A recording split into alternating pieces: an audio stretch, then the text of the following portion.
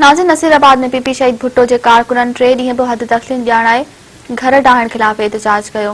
पेश आहे अल्ताफ़ कांधड़ो जी रिपोर्ट। नाज़रीन, असीं इन वक्त मौजूद आहियूं पीपी शहीद भुट्टो पारां अॼु 3 ॾींहं बि घर ठाहिण खिलाफ़ एहतजाजी तौर ते अलामती बुख हड़ताल कई वई आहे। अचो त उन सिलसिले में अॻुवाणनि सां ॻाल्हि ॿोल कयूं। सदन जो छा चवणु? सरासर हिकिड़ी ज़ुल्म ऐं ज़्यादती आहे। तव्हां जेकॾहिं सुप्रीम कोर्ट हुकुम कयो आहे त वॾनि शहरनि जे अंदरि जेके इरिगेशन्स जूं शाखूं हुआ उन्हनि ते जेके कमर्शियल प्लाट ठाहिया अथनि, कमर्शियल जेके घर ठाहिया अथनि या कारोबारी जेके बि आहिनि, तव्हां उन्हनि खे हटायो।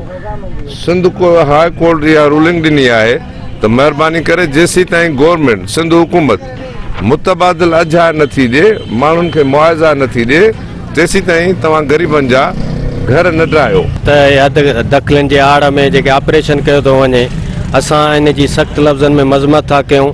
जीअं त सिंध हाई कोर्ट जो हुकुम आहे त जेसि ताईं हिननि खे मुतबादिल जॻह नथी ॾिनी वञे तेसि ताईं हिननि खे न उथारियो वञे। जीअं हिननि जो नारो आहे रोटी, जीअं दोस्त जो रोटी कपिड़ा और मकान।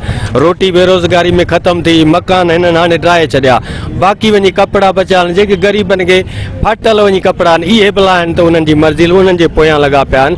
असां मज़म्मत था कयूं त तव्हां जेके नारे जे आधार ते तव्हां अचो था त ग़रीबनि जी सार संभाल कयो। ग़रीबनि जा घर ठाथा था वञनि, इहा सरासर नाइंसाफ़ी आहे। ऐं सुप्रीम कोर्ट जो हुकुम आहे त जेकी गैर कानूनी कमर्शियल आहिनि वाहन ते कड़नि ते उहे कब्ज़ा हटाया वञनि। लेकिन हीअ अमलदार ज़ालिम अमलदार उन जे उबतड़ अमीरनि जा घर बचाइनि था, उन्हनि जा दुकान बचाइनि था, ग़रीबनि जा घर ड्राहे पट करे छॾिया अथनि। जीअं त ही रियासत मां जो जेको आहे सो दर्जो रखंदी आहे ऐं ही जेके अवाम आहे उन्हनि जा बचा आहिनि, पर हिते उन्हनि बचनि जे लाइ का पॉलिसी न आहे।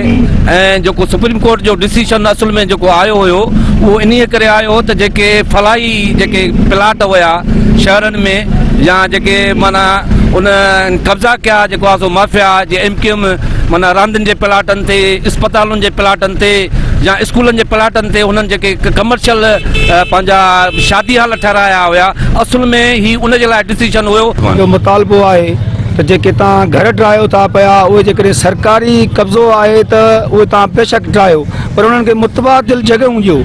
इहो कानून में पाकिस्तान जे आइन में मौजूदु आहे त जेकॾहिं तव्हां घर ठाहियो था, अजा ठाहियो था, उन्हनि जो मुतबादिल जॻह ॾियो या उन्हनि खे मुआवज़ो ॾियो। जेसीं त हिननि खे मुआवज़ो नथो ॾिनो वञे, मुतबादिल का जॻह नथी ॾिनी वञे त पाकिस्तान पीपल पार्टी शहीद भुट्टो जे तरफ़ां एहतजाज जारी आहे ऐं जारी रहंदो।